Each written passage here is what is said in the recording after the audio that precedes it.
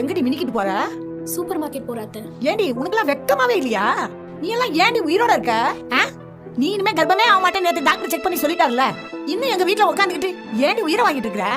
குடும்ப மானத்தை வாங்குற, வெளிய 4 பேர்கிட்ட தலை காட்ட முடியலடி. ஏன் அத்தை இவ்ளோ கேவலமா பேசுறீங்க? ஏய், நான் அப்படி தாண்டி பேசுவேன். இந்த குடும்பத்துக்கு ஒரு வாரிசு ஒண்ணு பெத்து கொடுக்க துப்பு இல்ல உனக்கு? மரியாதை ஒரு கேடா? உங்களை விட எனக்கு தான் அத்தை மனசளவுலயும் உடம்பளவுலயும் வலி ரொம்ப அதிகமா இருக்கு. புகுந்த வீட்டுக்கு ஒரு வாரிசு பெத்து தர முடியலையேன்னு. அது ஏன் அத்தை உங்களுக்கு புரியவே மாட்டேங்குது? மனசுல வலி இருக்கிறவதான் இப்படி மினிக்கிட்டு வெளியில திரியிறியோ? என்னமோ இப்பதான் கல்யாணம் ஆன சின்ன பொண்ணு மாதிரி இப்படி மினிக்கிட்டு திரியிற. வேற எப்படி அத்தை இருக்கணும் சொல்லுங்க. ஓ, நீ இங்க இருக்கவே கூடாதுன்னு நான் சொல்றேன். நீ இங்க இருக்கிறதுக்கு பிளான் பண்றியா? எப்ப நீ என் புள்ளைய விட்டு போறியோ அன்னைக்கு தான் எனக்கு ரொம்ப சந்தோஷமா இருக்கும். அப்பதான் என் பிள்ளைக்கு இன்னொரு கல்யாணம் பண்ணி வைக்க முடியும். இந்த குடும்பத்துக்கு இன்னொரு வாரிசு கிடைக்கும். என்னாச்சு மீனா? ஏன் அழுகுற? அம்மா ஏதாவது சொன்னாங்களா? சின்னதா எதுவும் பொண்டாட்டி சொல்லிட கூடாது, உடனே ஓட ஒப்பாரி வச்சிருவா. மா போதும் நிறுத்துங்கம்மா. நீங்க நான் இல்லாத நேரத்துல மீனாவை எப்படி எல்லாம் பேசுவீங்கன்னு எனக்கு நல்லாவே தெரியுமா. என்னாச்சு மீனா? நீ இனிமே கர்ப்பமே ஆக மாட்டேன்னு நேத்து டாக்டர் செக் பண்ணி சொல்லிட்டார்ல. இன்னும் எங்க வீட்ல உட்காந்துக்கிட்டு ஏண்டி உயிரை வாங்கிட்டு இருக்க? குடும்ப மானத்தை வாங்குற, வெளிய 4 பேர்கிட்ட தலை காட்ட முடியலடி.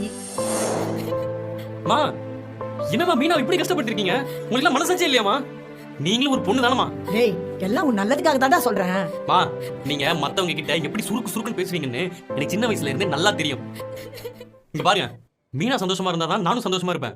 நீங்க மீனாவை கஷ்டப்படுத்தினா அது என்ன கஷ்டப்படுத்துன மாதிரி. இனிமேலாச்சும் ஒழுங்கா இருங்க. மா நீங்க ஒண்ணும் சொல்ல வேணாம். இங்க பாரு மீனா, நீ எதுக்கும் கவலைப்படாத. எல்லாம் ஒரு நாள் மாறும். டாக்டர் ஒன்னும் கடவுள் கிடையாது. நம்ம நாளைக்கே வேற டாக்டர் போய் பார்த்து ட்ரீட்மெண்ட் எடுக்கலாம். சரியா? நீ வா மீனா. மா ஸ்வீட் எடுத்துக்கோமா.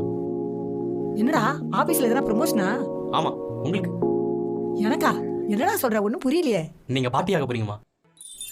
என்னடா சொல்ற? நிஜமாவா? சுத்தமா என்னால நம்பவே முடியலடா.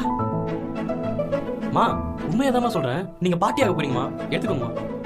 அம்மா மாமாயி தாயே, எங்க குடும்பத்துக்குன்னு ஒரு வாரிசு கொடுத்துட்டமா.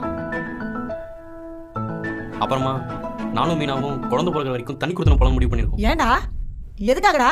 நமக்கு தான் சொந்த வீடு இருக்குல்ல, எதுக்காக நீ தனி கொடுத்துன போனா? ஓஹோ, இவ ஐடியா போட்டு கொடுத்தாளா? மா நான் என்னதான் பாவம் பண்ணேனோ? ஏன் அதை எப்பவுமே என்ன விட்டு தப்பாவே புரிஞ்சுக்கிறீங்க?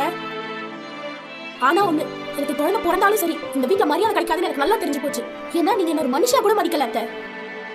மா அவகிட்ட தனி கொடுத்தன போலான்னு நான் தான் சொன்னேன். ஆனா நான் எடுத்த முடிவு கரெக்ட் தான்னு இப்போ எனக்கு நல்லா புரிஞ்சு போச்சுமா. டேய் கார்த்தி, மா நீங்க எதுவும் பேசாதீங்கம்மா. நீங்க இவ்வளவு நாள் அவள் குழந்தை பிறக்கிற மிஷினா தானம்மா பாத்தீங்க.